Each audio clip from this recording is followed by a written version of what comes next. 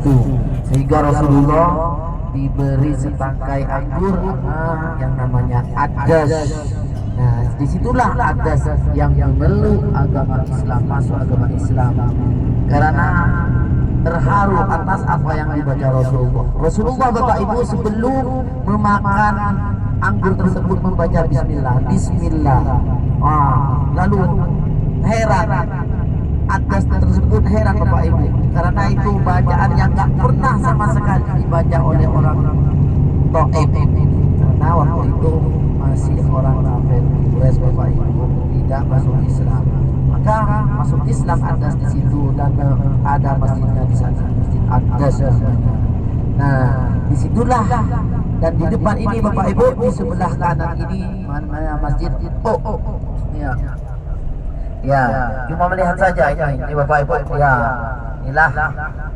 Dan di dalamnya itu ini Rasulullah bekas berdakwahnya di situ Bapak Ibu. Nah, itu cingkuknya bersandar itu di pojokan Rasulullah. Itu ada lampan darahnya. Disitulah Rasulullah yang dilempari batu. Rasulullah itu lari ke sana, bersandar, bersiku sana. Dan itu gunung. Nah, itu kan agak unik gunung itu. Batunya mau jatuh, tapi ada tongkatnya. Tongkatnya batu juga, batu kecil. Nah, disitulah malaikat berkata kepada Rasulullah, "Ya Muhammad, di mana gunung yang paling besar di Taif ini atau di daerah Mekah ini? Saya tumpahkan semua batunya, biar penduduk kota Taif ini rata dengan tanah." Saking bencinya, saking marahnya malaikat Bapak Ibu. Marahnya malaikat karena Rasulullah dilempari batu, dilempari tulang unta sehingga Rasulullah berlumuran darah.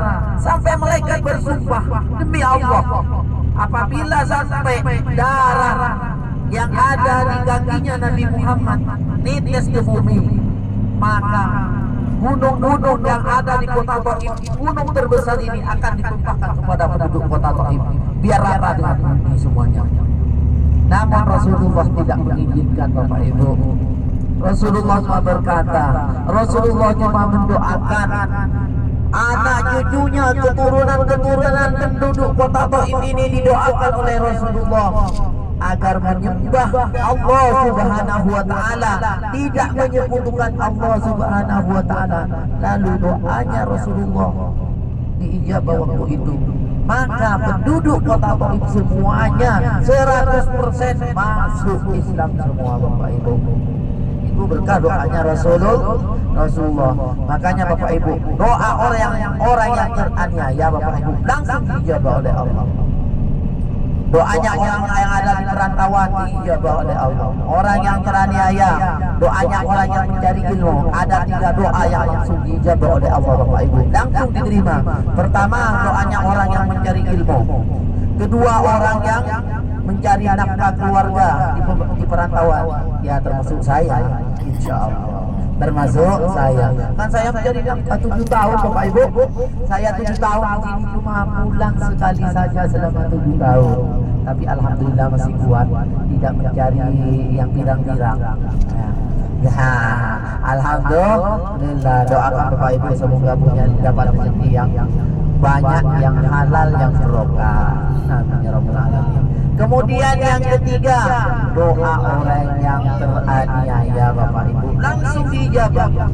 Buktinya atau contohnya Rasulullah Bapak Ibu, doanya langsung dijawab oleh Allah Subhanahu wa taala. Ketika Rasulullah dianiaya, Rasulullah tidak disambut, malah kan sambutannya dengan dihujani batu, dihujani tulang unta, dihujani pohon atau kayu di kota Taif ini Bapak Ibu. Maka kota Taif ini Bapak Ibu, kota yang sangat penuh dengan sejarah. Sejarahnya itu karena Rasulullah pernah hijrah ke tempat ini. Sejarahnya seperti yang tadi yang barusan saya bicarakan. Sampai malaikat tidak terima Bapak Ibu, marah. Muhammad, mana di mana di kota Taif ini, di sebagian Mekah ini, gunung yang paling tinggi, gunung yang paling besar, yang banyak batunya. Saya tumpahkan, ratakan dengan tanah orang yang melempari batu kepada Muhammad. Nabi Muhammad tidak menjawabnya. Nabi Muhammad dengan lembut, tidak boleh, kata Nabi Muhammad, untuk balas dendam. Balas dendam tersebut tidak akan menyelesaikan masalah, bahkan menambah masalah, Bapak Ibu. Itu sifat daripada Nabi kita Muhammad sallallahu alaihi wasallam. Allahumma shalli ala Muhammad. Maka Bapak Ibu, kita bersyukur kepada Allah Subhanahu wa taala menjadi umatnya Nabi Muhammad sallallahu alaihi wasallam. Sedikit banyaknya kita sebagai umatnya Rasulullah, Bapak Ibu, meniru apa yang menjadi telapak daripada Nabi Muhammad sallallahu alaihi wasallam, termasuk mempunyai akhlakul karimah. Karena Rasulullah diutus oleh Allah Subhanahu wa taala, "Innama bu'itsu liutimma makarimal akhlak." Rasulullah diutus oleh Allah Subhanahu wa taala untuk menyempurnakan akhlaknya. Bahkan akhlaknya Rasulullah, Bapak Ibu, tidak ada yang membandingi, Bapak Ibu. Sealam dunia tidak ada yang membandingi akhlaknya Rasulullah.